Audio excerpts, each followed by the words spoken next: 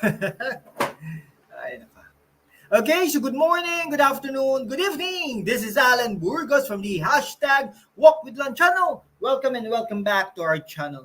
Guys, if you are not yet subscribed to our channel, please do it so now so that you can be a part of this growing family. Officially, we are now 8,300 for a while. 307 subscribers, 8,311 subscribers. Thank you so much, guys. God bless you all. Mahal na mahal ko po kayo. I love you all. God bless you all. Okay, so pag-usapan po natin si Raffy Tulfo na isa pong senador sa kasalukuyan at ano po, no?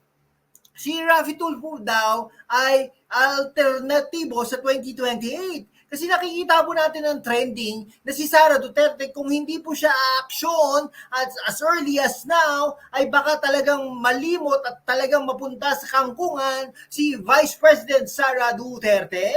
Kaya naman ang sinasabi ng mga tao ngayon ay talaga si Raffy Tulfo daw ay isang alternatibo sa 2028. Ngunit talaga kahit hindi mo, you don't need to be a rocket scientist in order for you to think about this na Raffy Tulfo is an alternative. Definitely, he is an alternative. At ang mga strategies nila ay talagang papatungo na sa 2028. Bakit kamo? Dahil nga naman ang party list nila ay isa sa mga pinakasikat na party list sa kasalukuyan at talagang pinatakbo pa ni Raffy Tulfo ang kanyang asawa sa party list, ang kanyang kapatid at tatakbo itong magiging senador, pati si Ben Tulfo ay magiging senador na rin. So tatlo na silang senador at ang anak niya at saka yung mga alipores niya dyan sa party list na yung mga Yap at yung Benguet, talagang strategies na nila ito na talagang tatakbo sila bilang Pangulo ng Pilipinas sa 2028. Nako, etos lang ni Senador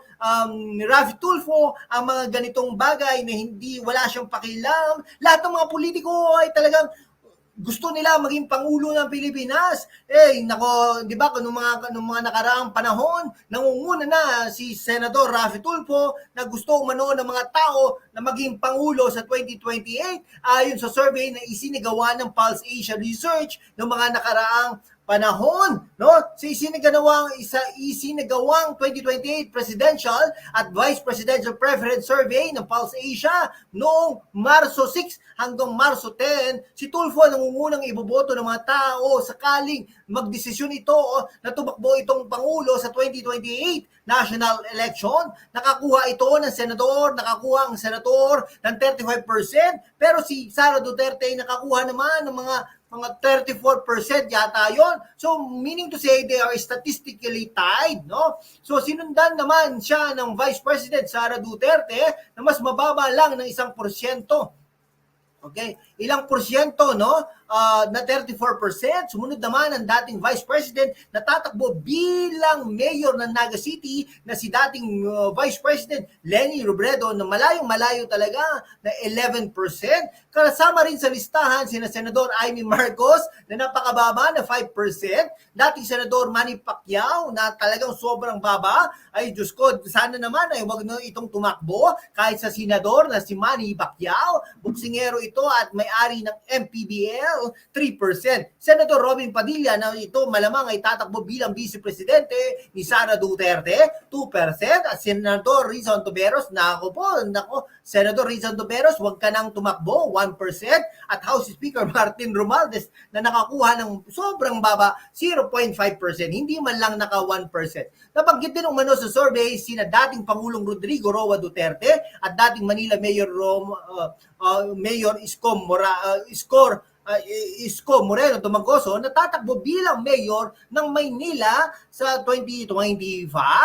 Ayan po, no. Yan na po ang mga Kaya kayo po ba, gusto niyo po bang maging alternatibo o gusto niyo po maging Pangulo si Raffy Tulfo sa 2028? Sa tingin mo, kumikilos na ba itong hanay ng mga Tulfo sa 2028? Dahil nga po sa 2025, ay tingin natin magiging tatlo na ang senador na Tulfo, no? Si Erwin Tulfo na congressman ngayon, party list representative, at ang kanyang anak ay ang kanyang kapatid na si Ben Tulfo na rin na kumakalat na mga poster sa bawat sulok ng bansa, no? Pasinungalingan nyo na hindi tatakbo ang dalawang Tulfo dahil kung ganoon ay talagang makukonsider din kayong isang trapo na pamilya, no? Mga Tulfo na yan, okay? Kaya naman mga kababayan ko, mag-isip-isip po tayo ng Diyos ko maraming beses bago po tayo bumoto ng mga ganitong aksyonanes ng mga politikong ito, no? Si Tulfo, bakit po, no? Bakit hindi pa po ba sapat ang isang Tulfo sa Senado? Hindi pa po ba sapat ang isang Tulfo diyan sa Kongreso? Bakit po kailangan maraming Tulfo, no? Bakit kailangan ang asawa, anak, no, kaalipores at mga kapatid ay talagang magsitakbo kayo, no? Iba't ibang distrito, iba't ibang mga party list representatives, no? Ay nako, di iisa rin ang mga ganyang paraan. Ang tawag po dyan ay traditional politicians, trapo. Okay? Kaya po mag-isip po tayo ng mabuti, no? Okay, sige, hanggang dito na lang po mga kaibigan ko. Maraming salamat po sa inyong lahat. Kung hindi ka pa nakapag-subscribe, mag-subscribe ka naman kaibigan para we can be able to maintain and sustain this channel. Thank you so much guys. God bless you all.